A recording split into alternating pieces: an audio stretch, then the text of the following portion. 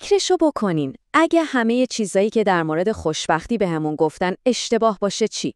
امروز میخوایم بریم سراغ ایده های اصلی کتاب جنجالی مارک منسون، یعنی هنر ظریف بیخیالی، و ببینیم چطور این کتاب همه چیز رو به چالش میکشه. این عبارت کوتاه تلاش نکن روی سنگ قبر یه نویسنده خیلی خاص حک شده، چارلز بوکوفسکی. راستش رو بخواین بوکوفسکی از هر نظر یه آدم بازنده به حساب می اومد، ولی جالبه که همین آدم آخر سر یکی از پرفروشترین نویسنده ها شد. چطوری آخه؟ خب اینجاست که داستان جالب میشه.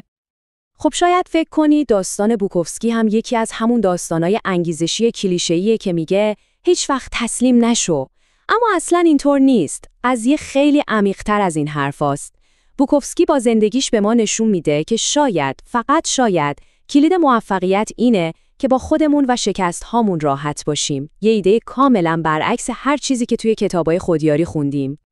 حالا به این جدول یه نگاه بندازین. از یه طرف خرد متعارف، یعنی همون حرفای همیشگی کتابای موفقیت، بهترین باش، موفقیت رو تجسم کن. از اون طرف پارادوکس بوکوفسکی رو داریم، قبول کن که بازنده‌ای، صادق باش در مورد شکستات. می‌بینین تفاوت رو؟ تفکر رایج همیشه روی چیزایی که نداریم تمرکز میکنه، در حالی که موفقیت بوکوفسکی دقیقاً از دل پذیرش همون چیزی که بود بیرون اومد. خب، چرا ما اینقدر به این توصیه‌های متعارف میچسبیم؟ یکی از دلایل اصلیش یه چرخه معیوبه که کتاب بهش میگه چرخه بازخورد جهنمی. یه چیزی که خیلی از ماها حتی بدون اینکه بدونیم توش گیر افتادیم. بیایید با هم ببینیم این چرخه چطوری کار میکنه.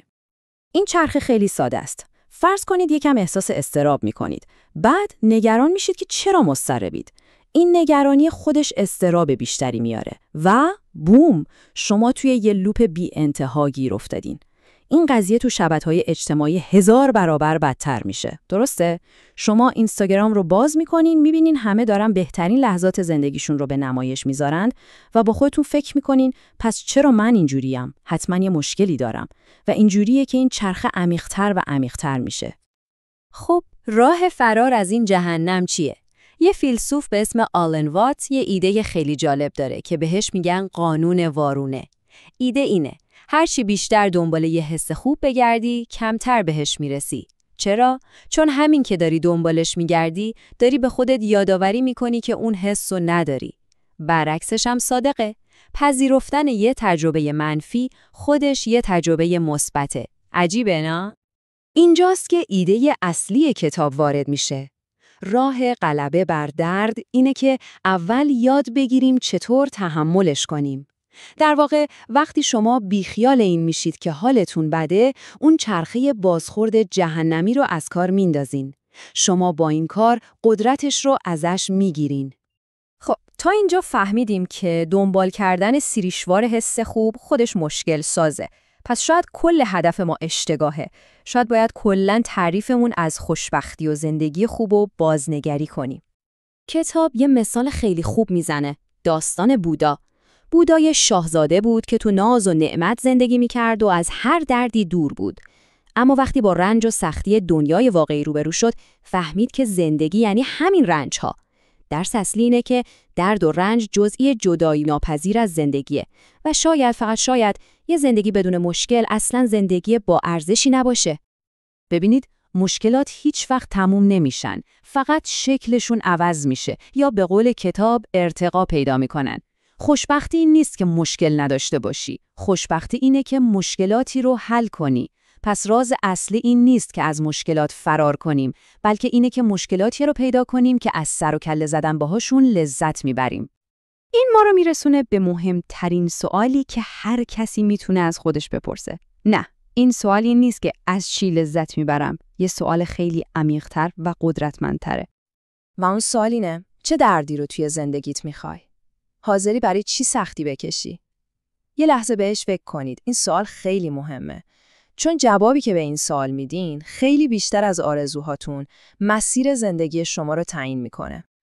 خب، حالا که قراره مبارزمون رو انتخاب کنیم، چطوری این کار رو بکنیم؟ همه چیز برمیگرده به ارزش‌های ما. چون این ارزش‌های ما هستن که نوع مشکلاتمون رو تعیین میکنن و بعضی ارزش‌ها مشکلات بهتر و سازنده‌تری برامون ایجاد میکنن.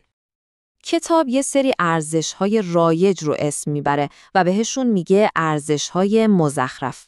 چیزهایی مثل لذت‌جویی صرف، موفقیت مادی، اینکه همیشه حق با ما باشه یا همیشه مثبت باشیم.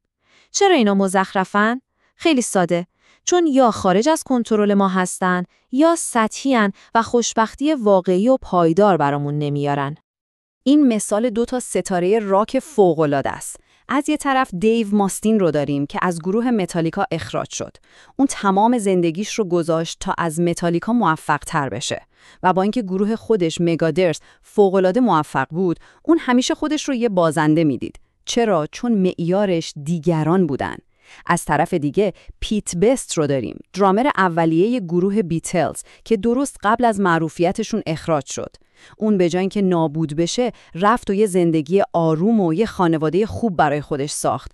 اون موفقیت رو برای خودش دوباره تعریف کرد و به رضایت رسید. میبینین همه چیز به معیارهای ما بستگی داره.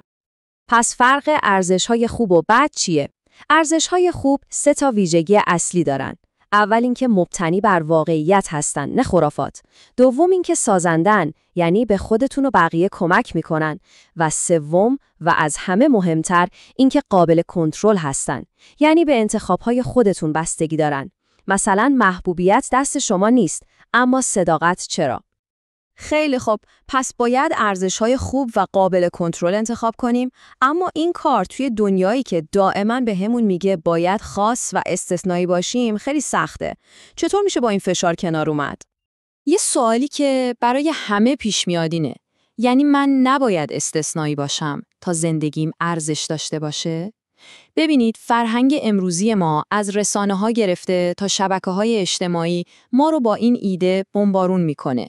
بهمون القا میکنن که اگه معمولی باشی یعنی شکست خوردی و این یه فشار روانی وحشتناک روی دوش هممون میذاره.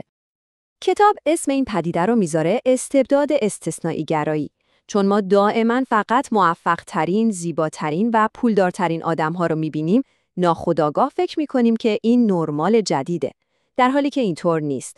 نتیجهش چیه؟ احساس ناکافی بودن و ناامنی. چون حقیقت اینه که بخش عمده زندگی هر انسانی معمولیه و پذیرفتن همین حقیقت ساده قدم اول برای رها شدنه. و اینم یه نکته خیلی جالب. عظمت واقعی از کجا میاد؟ از این باور که شما هنوز عالی نیستید. آدمایی که واقعا استثنایی میشن، کسایی هستن که خودشون رو متوسط میدونن و دائما در حال تلاش برای بهتر شدنن. این دقیقاً نقطه مقابل حس طلبکاری و خودبزرگبینیه. پس در نهایت پذیرفتن اینکه شما یه آدم معمولی هستین به معنی تسلیم شدن و بی‌انگیزگی نیست. اتفاقاً برعکسه. این کار شما رو از شر انتظارات غیر واقعی و بلندپروازانه آزاد میکنه. و وقتی آزاد بشین میتونین تمام انرژیتون رو بذارین روی کارهایی که واقعاً براتون مهمن. و در آخر همه این بحث‌ها ما رو برمیگردونه به همون سوال اصلی. سوالی که تمام معنای زندگی شما رو شکل میده. اون سوال اینه: شما چه مبارزه‌ای رو انتخاب میکنید؟